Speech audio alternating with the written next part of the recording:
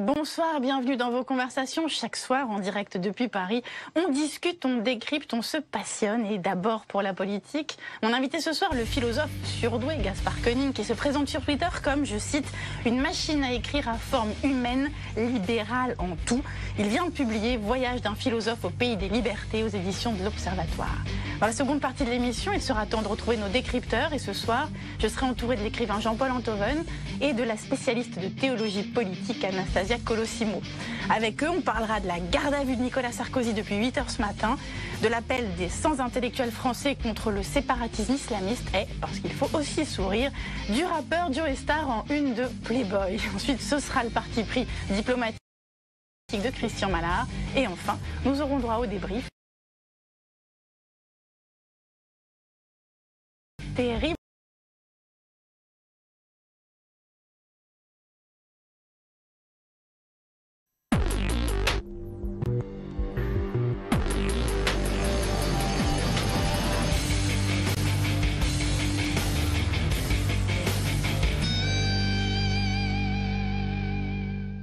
Bonsoir, bienvenue dans vos conversations. Chaque soir, en direct depuis Paris, on discute, on décrypte, on se passionne. Et d'abord pour la politique. Mon invité ce soir, le philosophe surdoué Gaspard Koenig, qui se présente sur Twitter comme, je cite, une machine à écrire à forme humaine, libérale en tout.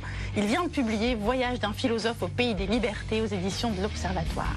Dans la seconde partie de l'émission, il sera temps de retrouver nos décrypteurs. Et ce soir, je serai entourée de l'écrivain Jean-Paul Enthoven et de la spécialiste de théologie politique Anastasia Colosimo. Avec eux, on parlera de la garde à vue de Nicolas Sarkozy depuis 8 h ce matin, de l'appel des 100 intellectuels français contre le séparatisme islamiste et, parce qu'il faut aussi sourire, du rappeur Joe Star en une de Playboy. Ensuite, ce sera le parti pris diplomatique de Christian Mallard. Et enfin, nous aurons droit au débrief du terrible Antoine Bueno. Voilà pour le sommaire de vos conversations. C'est parti.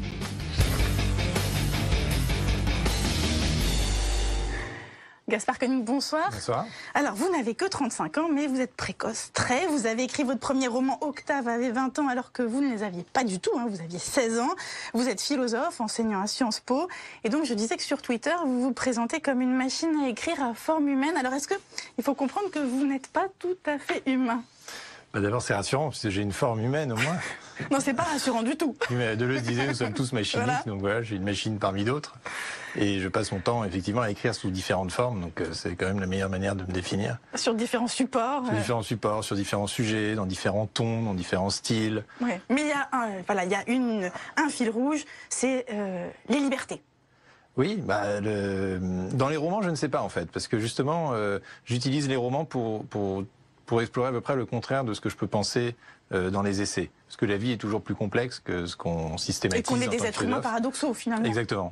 Et donc, en fait, dans les romans, je lâche tout ce que je ne pense pas ou ne peux pas dire par ailleurs. Je suis plus sceptique. Je suis très sceptique de moi-même dans les romans. Mais à part ça, je tiens la ligne. Alors la ligne, justement, parce que votre bataille en ce moment, c'est la protection des données, de nos données personnelles, notamment celles qu'on déverse à notre insu sur Internet. En janvier, vous avez rédigé, avec l'aide de spécialistes du droit, de la propriété intellectuelle et de la cybersécurité, un rapport « Mes data sont à moi » pour une patrimonialité des données personnelles. Et dans ce rapport, vous accusez les GAFAM de nous dépouiller de nos données personnelles. Alors, au fond, comment ça se passe? C'est-à-dire que ces données, on les fournit donc à notre insu, aux réseaux sociaux. Oui, enfin, le constat d'abord, il est largement partagé maintenant. Ah, ça c'est clair. Voilà, le constat, c'est qu'on clique sur des terms and conditions, des conditions d'utilisation qui sont relativement léonines, puisqu'on ne sait pas ce qu'il y a dedans, on ne peut pas les lire, on ne peut pas les négocier, on ne peut pas les comprendre, etc. Puis en plus, on doit en cliquer près de 1700 par an, selon les derniers calculs, donc ça peut être impossible. Et ensuite, en échange de la gratuité, on a un service en échange de la gratuité, mais nous, on fournit l'ensemble de nos datas.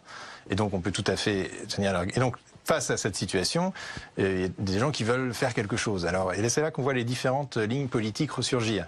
Les socialistes, comme Julien Drey, ils disent on va taxer tout le monde et puis on va redistribuer la valeur aux utilisateurs. On va leur donner 50 000 € chacun en majorité.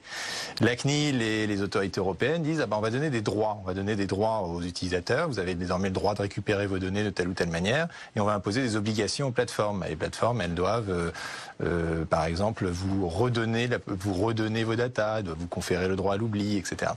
Et les libéraux que je représente en un sens, enfin en tout cas pour lesquels je combats, famille dans laquelle je m'inscris, disent c'est très simple, on va donner droit de propriété. Voilà, la patrimonialité des données personnelles, c'est ça en fait. Oui. Pour la protection, tout le monde veut protéger, mais finalement on a inventé le droit de propriété à tous les grands moments de rupture politique et technologique. Droit de propriété sur la terre, quand les paysans étaient des serfs, pour leur donner justement la possibilité de même profiter des fruits de leur labeur. Propriété, c'est usus, abusus, mais aussi fructus, la possibilité de faire fructifier. On l'a étendu au droit d'auteur, quand les livres ont commencé à être lus et achetés. C'était Beaumarchais qui avait plaidé justement pour le droit d'auteur. Au moment de la révolution industrielle, on l'a étendu au brevet, en disant finalement les idées des inventeurs elles doivent leur appartenir. Et maintenant, il serait tout à fait logique le moment est venu de l'étendre aux data. Oui. Et on a toujours étendu le droit de propriété. C'est beau le droit de propriété, c'était défendu par Proudhon d'ailleurs, contrairement à ce qu'on dit. C'est fait pour lutter contre les oligopoles, du féodalisme jusqu'au GAFA aujourd'hui. Mais comment on pourrait monnayer ces datas justement? Parce que voilà. si on en est propriétaire, si la patrimonialité que vous réclamez venait à s'appliquer, comment ça se passerait? C'est-à-dire qu'aujourd'hui elles sont déjà monétisées. Oui. C'est-à-dire que les données que vous... Alors, prenons Facebook parce que c'est l'exemple le plus simple. Vous mettez toutes vos datas, tout votre contenu sur Facebook, et aujourd'hui Facebook monétise ce contenu, et on l'a bien vu avec l'épisode de Analytica. Oui, mais on va y revenir là, bien sûr. Oui. Voilà, et donc les monétise en donnant accès à d'autres, à vos données ou à certaines données, données qui ont été agrégées et qui ont été travaillées par les serveurs de Facebook. Mais le contenu, la matière première, c'est vous qui l'avez produit. Mais aujourd'hui, on n'est pas juridiquement propriétaire de ces datas. On n'est pas juridiquement propriétaire de données personnelles. Voilà, oui. Mais le paradoxe, c'est que la plateforme, elle, est propriétaire des données agrégées. C'est-à-dire que ces données agrégées sont, elles, soumises à un droit de propriété intellectuelle qui leur permet ensuite de les revendre de telle ou telle manière. Et donc, ce qu'on dit simplement, mais l'individu, c'est normal que Facebook se rémunère sur la valeur qu'il produit. Mais la matière première que vous et moi avons produite... Alors donnez des exemples à nos téléspectateurs. Voilà, oui. Vous mettez des photos de vous sur Facebook, ou bien vous mettez votre géolocalisation sur Waze, etc. Toutes ces photos vont être utilisées par Facebook, et Facebook, finalement, va les faire fructifier. Et vous n'avez contre ce contenu que vous lui fournissez accès qu'à une chose, c'est un service gratuit. Et finalement, c'est un troc extrêmement primaire. Et il faudrait donner un prix à tout ça pour savoir si par hasard, le contenu que vous versez n'a pas beaucoup plus de valeur que le service qui vous est offert. Et c'est ça votre... En quel cas, Facebook vous doit de l'argent. Le constat que vous faites est celui-ci. Alors, sur le chiffrage... Parce que vous dites que les datas, c'est l'or noir du 21e siècle. Voilà, et donc, non, mais surtout, si les datas sont le pétrole du 21e siècle, comme tout le monde le dit, la question qu'on pose, c'est... Ok, très bien que le milliards d'euros en Europe. Les données personnelles, les données personnelles, c'est 1 milliard d'euros. Et ces 1000 milliards d'euros, c'est comme du capital mort, comme dit Hernando de Soto, qui n'a pas encore été transformé en capital vivant. C'est quelque chose que vous possédez, mais qui ne vous appartient pas réellement, et que dont vous ne pouvez pas tirer les fruits. Ce serait tout à fait logique dans le schéma que nous proposons. Si vous souhaitez partager vos données, que vous soyez rémunéré pour ça, si vous le souhaitez, et qu'à l'inverse, vous puissiez accéder à ce genre de service sans partager vos données, et à ce moment-là, c'est vous qui payez, parce que vous êtes un freerider et vous bénéficiez d'un service gratuit. Et donc là où il y a une sorte de vague troc avec cette illusion de la gratuité et du reciblage par la pub, vous auriez un marché beaucoup plus classique finalement, où du coup vous redonneriez énormément de valeur aux producteurs de la matière première. Mais est-ce que c'est la seule façon? Parce qu'en fait, ça veut dire qu'il faut tirer d'ores et déjà un trait sur la protection de sa vie privée. Vous dites qu'il faut monnayer, c'est la seule façon de maîtriser. Non, c'est en monnayant qu'on maîtrise. Je dis pas il faut monnayer, je dis il faut un droit de propriété. Ce droit de propriété vous permet de monnayer, mais vous permet aussi de ne pas du tout monnayer. Le droit de propriété, ça vous permet... Vous pouvez avoir une maison, une petite bicoque, qui prend de la valeur parce qu'elle est située dans un environnement qui tout d'un coup gagne sur le marché, et ne pas avoir envie de la vendre, et ne jamais la vendre, alors que ça serait dans votre intérêt financier de le faire, parce que le droit de propriété vous permet aussi d'échapper au marché. Et ça sera pareil pour les datas. Ce droit de propriété... C'est plus difficile d'échapper au marché. Non, parce que ce droit de propriété, il vous permettra soit par exemple, comme je le disais, de les partager et d'être rémunéré pour ça, suivant des termes contractuels que vous aurez définis. Donc chacun aura une définition d'un prix. En fait. Voilà, et chacun aura une espèce ça de peut être smart cocasse, contract. La définition du prix. Là, le marché va le trancher, mais ça, on a entrepris une deuxième étude pour savoir quel prix pour quelle donnée. Voilà, et vous êtes là-dessus en ce moment? Voilà, on est là-dessus en ce moment, mais encore une fois... Mais ça va être rendu public ça, c'est dans 8 mois, 1 an, parce que c'est très compliqué. Non, mais c'est passionnant comme sujet. Travailler des économies, non, mais quel prix pour quelle donnée? C'est quand même un vrai sujet merveilleux. Sur des données de santé, ça peut être extrêmement cher. Sur des données de e-commerce, beaucoup moins. Sur des géolocalisations. Enfin, il faut faire un travail sérieux d'analyse. Et vous travaillez avec qui là-dessus? avec des chercheurs de la Toulouse School of Economics en l'occurrence, et puis quelques thésards, et donc ils essayent de modéliser le marché des données, ce que personne n'a fait jusqu'à présent, et qui est une vraie question. Et donc vous redonnez aux gens ce qui leur appartient, leur patrimoine. Ensuite, libre à eux de le monétiser s'ils le souhaitent, ou de le garder pour eux, et encore une fois de payer en échange. Et vous dites la vie privée, aujourd'hui on en est dépossédé. Parce que c'est un vrai sujet. Oui, aujourd'hui on en est dépossédé d'emblée, c'est-à-dire on n'a pas le choix, on clique sur ces terms and conditions, ou alors le seul choix qu'on a c'est de rester dans sa chambre et de se couper, de se déconnecter entièrement. Demain, effectivement, dans ce système-là, vous pourrez, si vous décidez d'être transparent, finalement, vous serez rémunéré pour ça. Si vous voulez protéger votre vie privée qui aujourd'hui ne l'est pas, à ce moment-là, vous paierez pour ça, parce qu'effectivement, vous créerez une externalité négative pour des services que vous utilisez. Donc ça sera normal d'y contribuer, de même qu'on achète sa baguette de pain ou qu'on achète, qu'on paye pour une autoroute. Mais alors pour que la dépossession des données ne soit plus possible, parce que l'actualité que vous avez évoquée, oui. Donc suite à la révélation de cette fuite de données, eh bien l'action de Facebook vient de faire une chute vertigineuse en bourse, parce que c'est l'enquête réalisée par le New York Times et The Observer qui est la sortie ce week-end de ces informations, selon lesquelles le cabinet d'analyse Cambridge Analytica aurait collecté à l'insu des internautes des coordonnées privées appartenant à plus de 50 millions d'utilisateurs de Facebook. Alors ces données auraient été utilisées pour favoriser la campagne de Donald Trump. Alors moi, ce que je trouve le plus étonnant dans cette affaire, mais c'est ce que j'ai lu ce matin dans le Financial Times, mais je ne sais pas si ce sera confirmé ou non, c'est qu'apparemment Facebook explique que c'est parfaitement légal et que c'est conforme précisément aux terms and conditions sur lesquels les utilisateurs ont cliqué. Et c'est ça qui est le plus scandaleux dans cette histoire, en fait. C'est que cette chose soit légale. Parce que en cliquant sur ces terms and conditions, on donne un pouvoir, sans s'en rendre compte, un pouvoir absolument énorme à ces plateformes. Rappelez-vous, Facebook, il y a un an, avait été accusé de manipuler les émotions de ses utilisateurs. Parce qu'ils avaient changé leur fil d'actualité pour voir si en mettant des mauvaises nouvelles, les gens seraient plus tristes. Il ne faut pas être un génie, d'ailleurs, pour comprendre que ça sera le cas. Que la corrélation serait immédiate. Oui, enfin, ils l'ont démontré. Bon. Et quand il y a eu ce scandale en disant mais comment on manipule nos émotions, le plus scandaleux de l'affaire, c'est que Facebook disait on a le droit de le faire. Et pourquoi on a le droit de le faire? Parce que nous n'avons pas de propriété sur nos données, que nous ne pouvons pas négocier les termes contractuels avec lesquels nous nous engageons vis-à-vis de Facebook. Nous signons ces contrats qui sont des faux contrats, qui sont des contrats léonins, que nous ne comprenons pas et que nous ne pouvons pas négocier. Dans un système patrimonial, vous aurez des intermédiaires, évidemment, vous n'allez pas le faire tout seul, qui vont se constituer naturellement sur le modèle un peu des sociétés de gestion collective pour les droits de propriété intellectuelle, et qui vous permettront de construire votre propre modèle contractuel et de savoir exactement ce que vous faites de vos données, les termes qui y sont associés. Est-ce qu'il y a des hommes ou des femmes politiques qui s'intéressent à ce que vous faites et qui pourraient le reprendre? Alors déjà, c'est une idée qui vient des États-Unis. Alors c'est pas du tout en vigueur aux États-Unis. Chez nous. Voilà. Et ben chez nous, dans notre personnel politique franco-français. Alors chez nous, il y a un député qui s'est emparé du sujet, qui s'appelle Bruno Bonnell, oui. qui a déposé un amendement qui a été rejeté par son gouvernement, puisque c'est un député de la majorité présidentielle. Pour ne rien vous cacher, le retour du gouvernement, de la CNIL et tout ça est très négatif, parce qu'ils sont sur leurs histoires de GRPD, RGPD, vous savez, le grand règlement européen de protection des data. Qui va être rendu public à la fin du mois. Voilà, et ils disent, écoutez, c'est déjà assez compliqué comme ça, ne nous embêtez pas avec votre système. Or, nous, ce qu'on dit, c'est qu'on est... Et donc, il n'y en a aucun d'entre eux Macron n'a pas manifesté un intérêt pour ce que vous faites? On rapporte toujours tout au président dans ce pays. Non, attendez, il faut dire que terrible, ce président-là, en plus, il aime bien qu'on rapporte tout à lui. Hein. Si vous avez des informations à ce sujet, je serais ravi que vous me les donniez. Mais en l'occurrence, le gouvernement est plutôt très opposé. Mounir Majoubi, le secrétaire d'État au numérique, a explicitement dit « je suis contre la patrimonialité des données », avec cet argument qui franchement ne tient pas la route, c'est de dire c'est la marchandisation, nous préférons les droits de la personne, alors qu'on dit c'est pas incompatible. D'abord, le droit de propriété, c'est un droit de la personne, ou alors sinon il faut changer la déclaration des droits de l'homme. Et deuxièmement, ces données sont déjà monétisées, donc tout ce qu'on demande, c'est que nous, utilisateurs primaires, nous puissions en retirer de la valeur. Et enfin... voilà, donc je suis tout à fait prêt à en débattre. J'en débat régulièrement avec la présidente de la CNIL. Mais et enfin, ce n'est pas incompatible avec le règlement européen. C'est-à-dire que vous pouvez parfaitement donner des droits fondamentaux, dire voilà, il y a le droit à l'oubli, il y a le droit à ceci, qui ne sont pas monétisables, pas marchandisables, qui sont comme ça, qui sont universels. Et de l'autre côté, dire vous avez aussi une couche d'utilisation qui sont aujourd'hui de toute façon déjà dans le commerce et sur lesquels la patrimonialité peut s'exercer. Mais ça n'a pas conceptuel et qui est aussi assez nouveau. Et donc je pense que c'est pour ça qu'ils ont peut-être besoin d'un peu de temps pour digérer toutes ces informations. Ça va trop vite pour eux.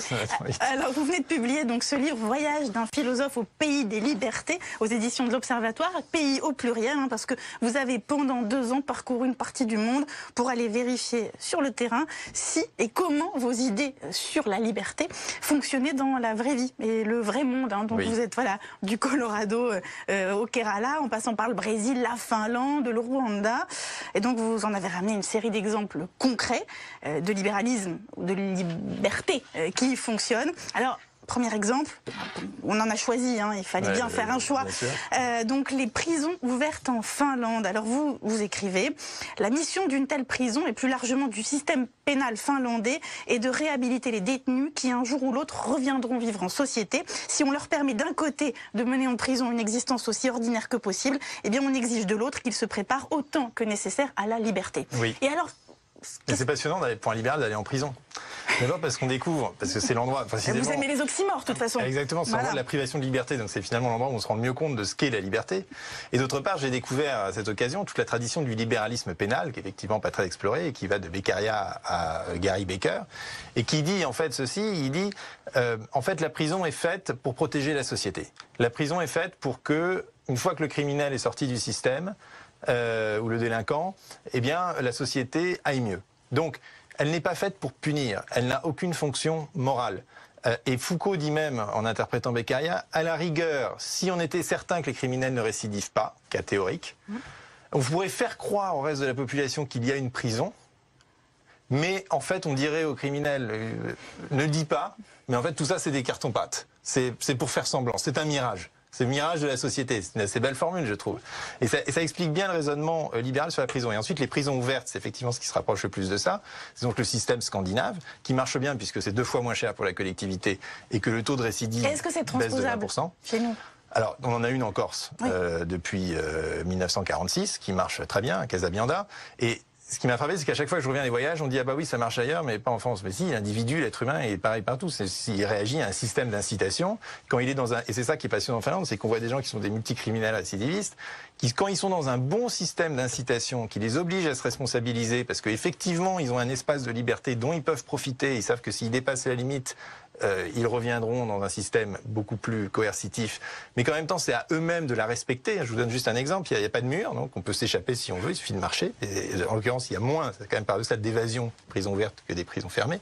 Les prisons fermées, vous voulez qu'une chose, c'est s'évader. En prison ouverte, vous apprenez à vouloir autre chose. Et la ligne de démarcation de la prison, c'est les petits piquets rouges. Et on vous dit, vous n'avez pas le droit de les franchir. Et ce que m'ont dit les prisonniers, c'est beaucoup plus dur de s'obliger tous les matins, tous les midis, tous les soirs, de ne pas franchir les piquets, alors qu'on aimerait bien pouvoir s'ébattre un peu dans la nature. On est quand même dans un domaine, on est confiné, on est véritablement privé de liberté. Et c'est à nous de nous auto-imposer la peine, c'est à nous de nous mettre en prison tous les jours. Donc double peine. Bah, évidemment, c'est beaucoup plus confortable, mais ça leur permet aussi de se réapproprier eux-mêmes et de faire leur propre chemin, quand ils le souhaitent et ils le peuvent, vers la réhabilitation. Alors, une dernière question quand même. Et j'en profite pour dire que le gouvernement, il ne m'écoute jamais, sur ce sujet miraculeusement, a dit, la ministre de la Justice en séance, elle a dit, nous allons en faire 15 en France. Voilà. Et ben voilà, j'espère que nous, au moins là-dessus, vous êtes écoutés. Oui, alors, mais ma question justement, c'est, il ne vous reste plus qu'à faire de la politique. Alors, je sais que vous avez eu une expérience un peu désagréable, hein, parce qu'en juin 2012, vous avez été candidat voilà, dans la 3e circonscription des Français de l'étranger, et vous avez recueilli, alors vous allez me dire, 4,40% des voix. Est-ce que ça vous a découragé de faire de la politique, ou alors maintenant que vous avez, c'est le moment pour vous de vous lancer? Non, ça m'a complètement découragé. C'est vrai? Ah oui, oui. Et surtout, j'ai compris pourquoi je n'avais pas envie de faire ça.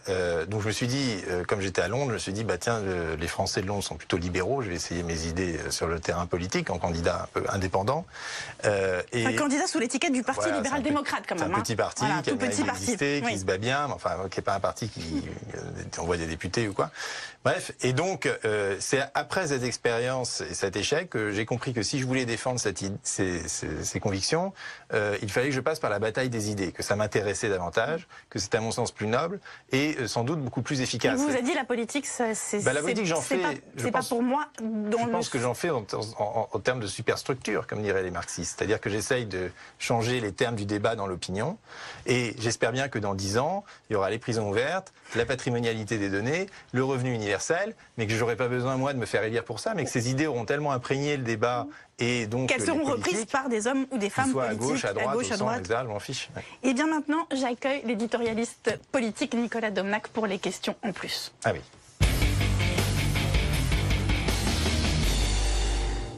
Nicolas Domnac, bonsoir. Bonsoir Anna Cabana, bonsoir Ted Kennedy.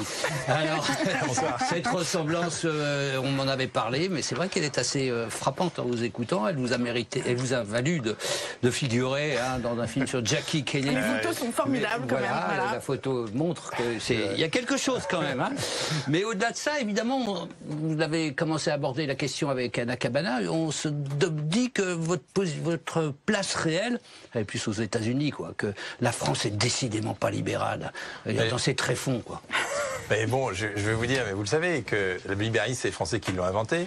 C'est les Français qui l'ont baptisé au début du XIXe siècle. C'est les Français qui l'ont défendu contre vent des marées, y compris contre l'Angleterre. Hayek, quand il parle du libéralisme, dit le libéralisme français est trop radical, c'est vous dire jusqu'où il va. Et que, par ailleurs, les États-Unis sont un pays qui, aujourd'hui, est plutôt oligopolistique que libéral. Donc je pense qu'on a au contraire une belle tradition française, très complète sur le libéralisme, qui prend à la fois les sujets de société, les sujets institutionnels, les sujets économiques. Que c'est vrai que depuis 70 ans, je vous accorde que cette doctrine a un peu de plomb dans l'aile, mais 70 ans, on regarde l'histoire des idées, qu'est-ce que c'est? C'est rien. On aime bien avoir des intellectuels, hein. C'est vrai, le dernier en date était Guy Sormand, par exemple, qui a eu son succès d'édition. Qui continue à écrire. Qui continue à écrire. Mais j'ai l'impression que c'est un peu votre place, enfin, on vous met dans une niche, là, voilà, et puis on vous sort de temps en temps pour faire un peu avancer le débat d'idées, voilà, puis on vous y repose. Alors bon, déjà j'y suis sorti tout seul de ma niche, oui. Et ensuite c'est pour ça que j'ai constitué un think tank et je me contente pas d'écrire des livres ou des articles. Génération Libre. Génération Libre, c'est que je pense que c'est ça la manière de faire le combat des idées aujourd'hui, c'est-à-dire de ne pas être tout seul à publier des livres qui effectivement sont lus, puis tout le monde trouve ça sympathique, puis après on passe à autre chose. Mais au-delà de ça, de faire travailler des experts, des économistes, des sociologues, des juristes, etc., à décliner ces idées en politique publique concrète. Et alors là, on va beaucoup plus loin. Si vous prenez le rapport sur la patrimonialité des data, je suis bien incapable de comprendre toutes ces pages, parce qu'il y a des trucs juridiques, des trucs sur la blockchain qui sont très compliqués. Et c'est en faisant ces rapports très concrets et un peu plus, si vous voulez, austères, qu'on commence véritablement à s'inscrire dans le débat long de la politique publique. Je vois le rapport sur le revenu universel qu'on a publié. Par exemple, si j'avais dit revenu universel, on écrit des livres sur le revenu universel, on aurait dit c'était bien, c'est joli, c'est sympathique. On a fait un rapport en expliquant comment ça peut marcher, quel niveau d'impôt. Et craque Benoît Hamon tue le truc. D'accord, d'accord. Je sais que ce rapport, il continue à circuler à Bercy, à la Cour des comptes, et qu'un jour, il va remonter. Il l'a flingué pour longtemps, je pense, quand même. Bon, mais moi je pense qu'il n'y a pas de mauvaise publicité, comme aurait dit Ted Kennedy, et que donc bon, ça fait avancer l'idée d'une manière ou d'une autre. Mais parmi les réformes dont vous avez parlé, il y en a une que vous n'avez pas citée, la libéralisation du cannabis. Ah oui, mais ça, je suis très à l'aise avec ça. Oui, il en parle même largement et longuement dans le livre. Avec le think tank aussi, on va publier une note là-dessus dans quelques semaines. C'est vraiment une évidence, d'abord parce que la prohibition finalement est très récente, elle date des années 70, que ça crée des dégâts terribles. Vous avez des gens quand même qui sont en prison pour consommation simple ou pour avoir filé 2 grammes à leurs copains place de la République. On les connaît, on leur parle et c'est vraiment des drames humains à chaque fois, des drames qui sont faits par l'État pour quelque chose qui ne nuit à personne, sinon éventuellement à soi-même. Et dans le cas du cannabis en plus, c'est une drogue qui est quand même relativement légère, il faut rappeler que c'est moins addictif que le café. Et évidemment, quand vous légalisez, vous pouvez réguler. Donc j'étais au Colorado, voilà, à Denver. Et donc, naturellement, vous pouvez faire des politiques de santé publique, vous faites baisser la criminalité, vous pouvez vérifier que le produit est sain, enfin bon, vous faites de la politique publique classique. Mais... Alors, il y a un point d'histoire que j'aimerais éclaircir avec vous, parce que vous y avez peut-être participé. L'opération Lapin Blanc.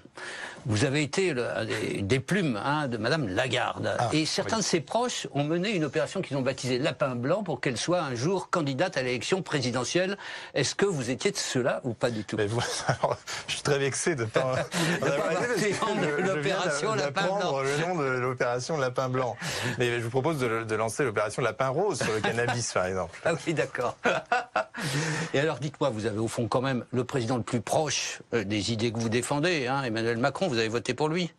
Écoutez, j'ai voté pour lui, mais force est de constater maintenant que dès le premier tour. Dès le premier tour, oui.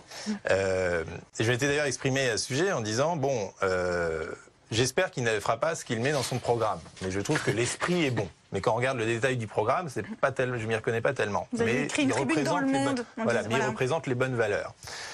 Or, je suis tout à fait ébahi de constater qu'il applique son programme à la lettre et que donc il fait tout ce que je critiquais dans ce programme et que je le trouve extrêmement jacobin sur le plan des institutions. Pas du tout favorable à l'extension des libertés publiques. Ça s'est vu avec les histoires de terrorisme, les histoires de migrants, et puis aussi la contraventionnalisation du cannabis, puisqu'on parle du cannabis, tout en gardant le caractère délictuel. Donc là, ça renforce la répression. Sur le plan de l'organisation du territoire, parce que le désir d'autonomie des différentes régions, c'est pas du tout un sujet, au contraire, tout doit être administré depuis Paris.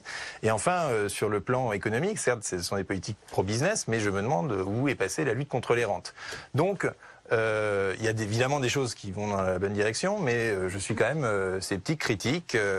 Je trouve aussi que c'est une mode de gouvernance assez autoritaire et que je vais finir comme Benjamin Constant contre Bonaparte si les choses continuent à se rythmer. Ça serait pas mal. C'est un bel avenir pour... Je ne sais pas où est Madame de Staël, voilà, mais pour vous je la aussi. trouverai sans doute.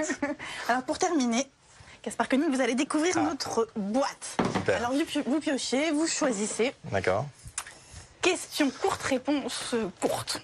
Ah, à la hussarde ou par la voie diplomatique? Alors bien sûr à la hussarde, parce qu'il n'y a que ça qui m'amuse. Ah bon? Je ne crois pas avoir jamais été trop diplomate et on a besoin de dire les choses franchement, d'être radical, d'avoir une liberté d'expression aussi vaste que possible. Donc voilà. Donc la brutalité du hussard, oui. En tout cas la brutalité du verbe. Voilà, je recommence. Hop.